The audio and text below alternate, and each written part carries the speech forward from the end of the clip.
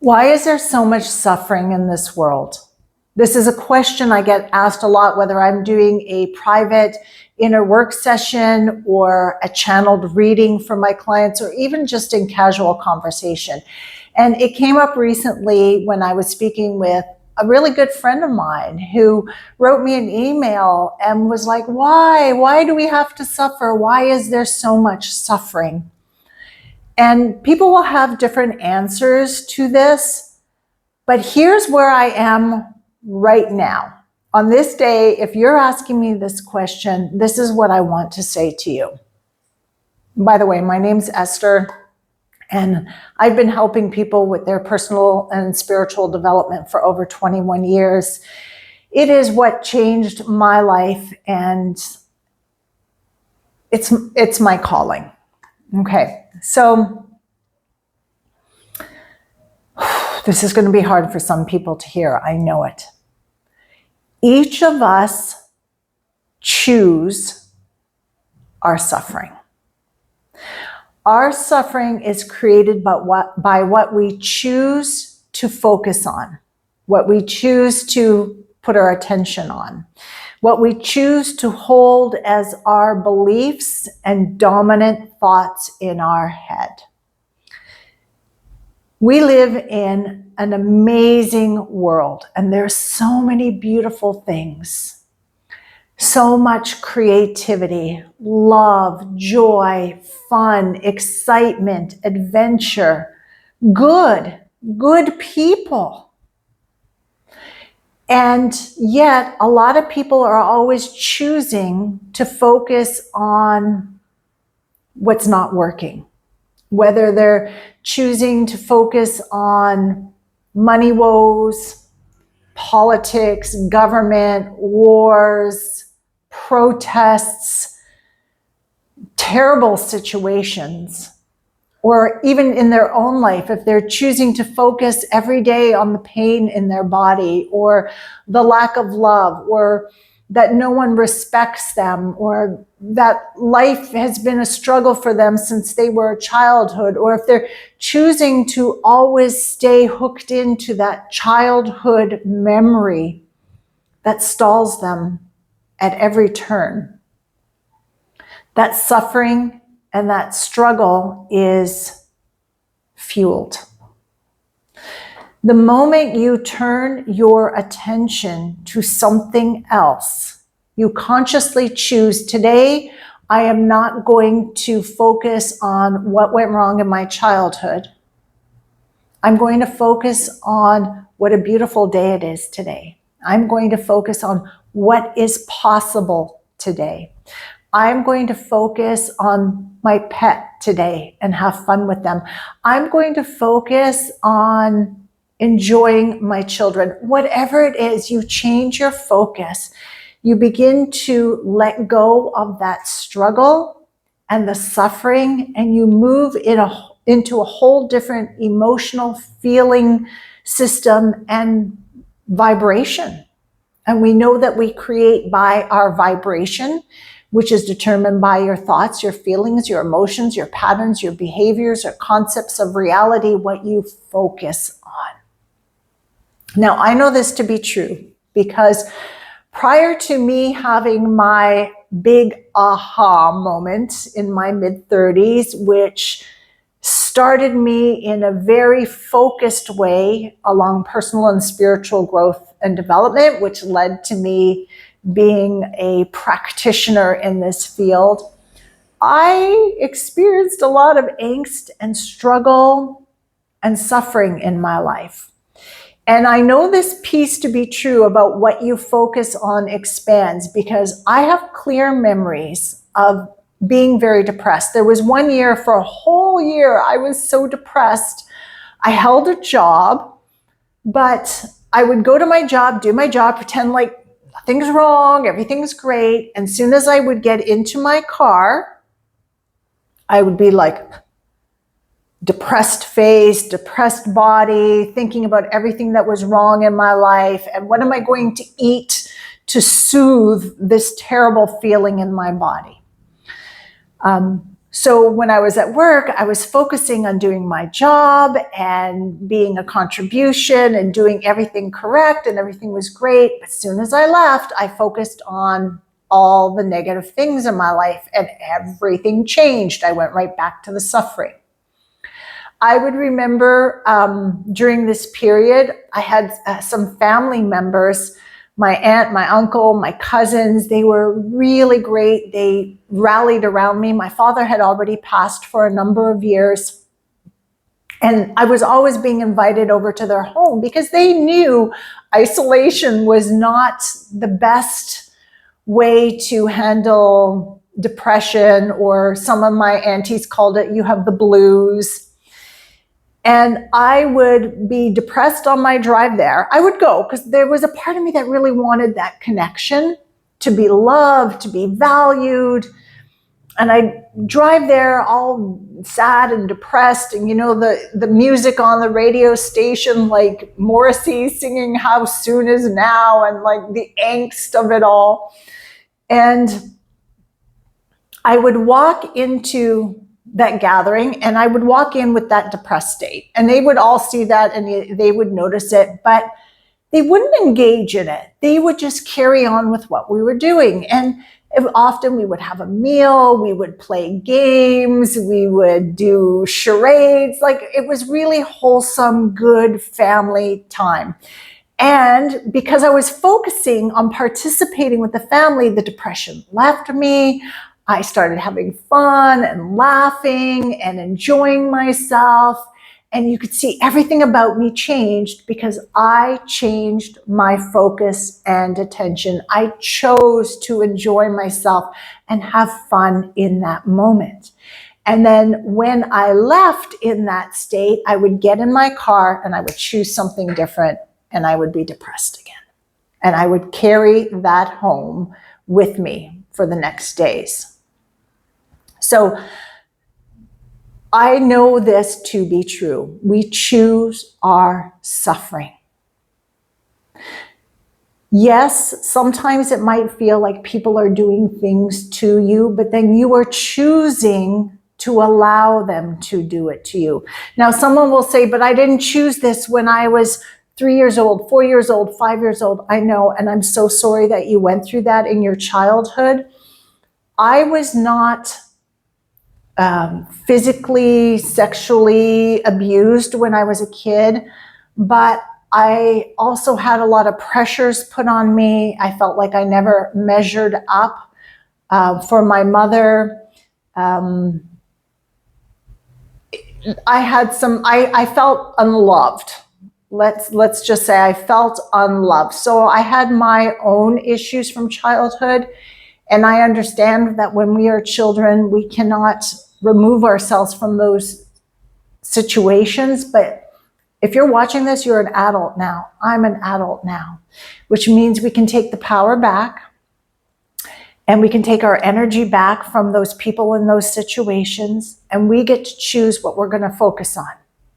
Are we going to continue to focus on the memories from the past, the events from the past, the things that are currently not the way we would like them to be in our present, which is created by the past, and fears of the future, which we are creating then energetically? Or are we going to choose to say, no more suffering, no more struggle? I'm going to change my focus. I'm going to change my attention.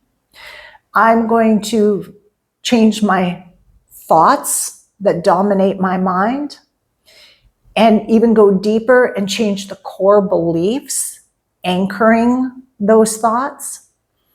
And when you begin to do that, then your behavior changes, and your patterns change, and your emotions begin to change. And for a very rare amount of people, like 1%, it will be a dramatic change overnight. For most people, it's step by step, because that's how we can handle it, the step-by-step changes. But as long as you're noticing improvement, I felt a little bit better when I got up this morning. I'm not spending as much time doom scrolling, or even better, I am doom scrolling, but I'm aware now when it tips the scale from being informed to now it's just bogging me down, so I'm going to put it away and I'm going to go outside for a walk. I'm going to go into the sun. I'm going to engage in my hobby. I'm going to call a friend. I'm going to make a coffee and read a good book, whatever it might be. Okay, you see this? This is empowering. This is empowering. That means you have the ability to change your situation. And you do. And I believe this so strongly, that the world can be going to hell in a handbasket around you. Your family could be in strife, that your friends are all in a tizzy about something, but you can choose if you're going to get pulled into that or you're going to stay laser focused and choose your focus and attention. Choose what you are going to believe. Now, I don't believe in fake it till you make it. I believe in living in the end, which is knowing the life and reality that you want to experience. Whether it's an overall general picture or maybe it's a subject like with money, with relationships, with your self-esteem, with your living conditions. And then you begin to live as if it already is, the law of assumption as taught by Neville Goddard. And what makes living in the end different from fake it till you make it is because you believe it. You believe it so much to be true, you're living it, and then the universe has to rearrange everything in your life to make it so. So the belief part is important. A lot of people want to overlook turning within and changing their beliefs about things, but the beliefs are core and anchoring and foundational. And you can make changes, but until you change that belief, you will always have that negative belief festering there, right? And it could always come back, and it often does show back up at some point unless you change it. So, just to recap, I believe that we choose the suffering that we're in. We choose it collectively, but most important, we choose it personally. And when the majority of people are choosing to focus on the suffering, that's when it becomes suffering in the collective, right? So the piece you can do to change a collective situation, a world situation, is just always work on yourself first and make the changes in your life. So today, just pick one area. What do you know that you are doing, saying, believing, acting, focusing on that you know is contributing to your suffering? So if you're saying it's my finances, I'm always thinking about I can't pay the bills, I can't pay the bills, I can't pay the bills, I can't pay the bills, all right? Then you know you need to do inner work on money beliefs and finances and wealth creation. You know all that. But in the meantime, instead of focusing on that, on the bills, what can you focus on instead? So every time I can't pay the bills or the bills are coming up or whatever that pops into your mind, you can say something like, there'll always be bills to be paid, but right now I'm focusing on this. I'm focusing on this beautiful garden that I am planting today. I am focusing on taking a lovely shower. I am focusing on making myself a cup of coffee. I am focusing on going outside and looking to see what is around me in nature. Okay, start with simple steps like that. And if you want help doing the belief work, that is the work I've been doing for over 21 years. Helping people to discover, explore, and change the core beliefs that are anchoring what they do not want to experience in their lives and changing it. And it's not just the belief, it's also the system created around the belief. So, for example, you have a belief, and that belief evokes emotions. And then those emotions determine your behaviors, your patterns, your decisions, your choices, your concepts of reality, the conclusions that you come to, how you view the world, other people, and yourself. So when I say identify the core belief, yes, that's the anchor, but we also need to look at the system that's created around it. And that's what I do in the sessions that I do with people like you. I use the same technique that I used to change my life way back when, and still to this day, when I buffer up against a limitation, or if I don't know what the belief is right away, but I know like, oh, I am doing something I do not want to do, this does not support me, or my thoughts keep going in this direction, why, what is the belief anchoring it? I still use this same technique for me because it works. And it is psychological, in that we deal with both the conscious and subconscious mind, because often the subconscious mind will not shift until the conscious mind is awake and aware. So what do I mean by that?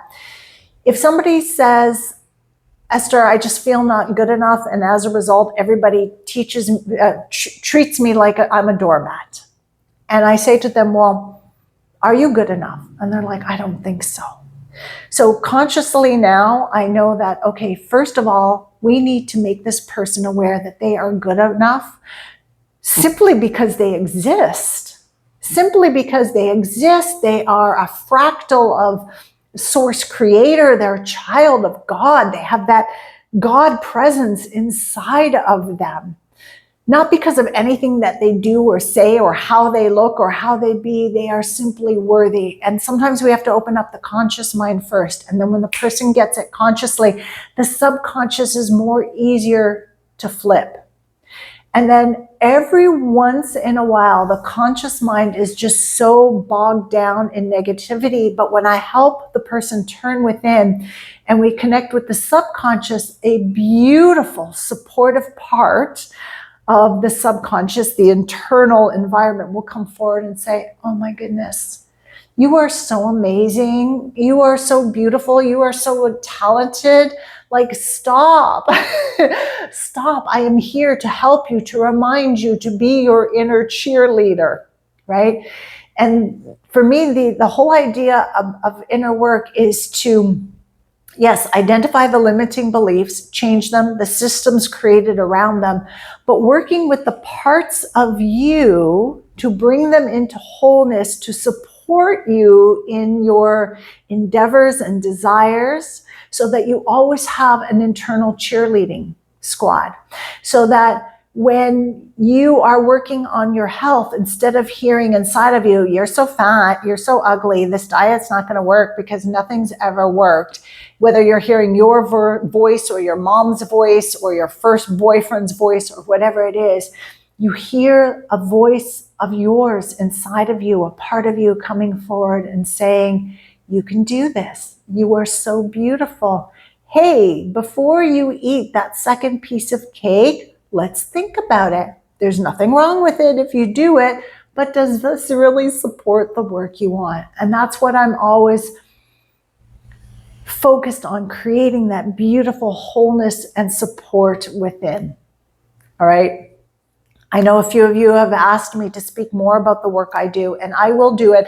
I've done a lot of videos on this in the past, but I realize I have a lot of new viewers, and they may not have watched those past videos. So every video I try to weave something in, a story or a little bit more about the work that I do. And honestly, if you are seriously interested in working with me, book a 20-minute discovery call with me. The link is below. It's in my profile. It's in the description box. And we can talk about what you want to achieve and more of my process, and find out if we're a good fit to move forward together. I would love to help you. So you don't need to struggle anymore. You don't need to suffer anymore. It doesn't matter what's going on around you. All it matters is, what are you focused on? What are the main thoughts swimming around in your head? Where are you choosing to put your attention? All right, beauties, have a great day.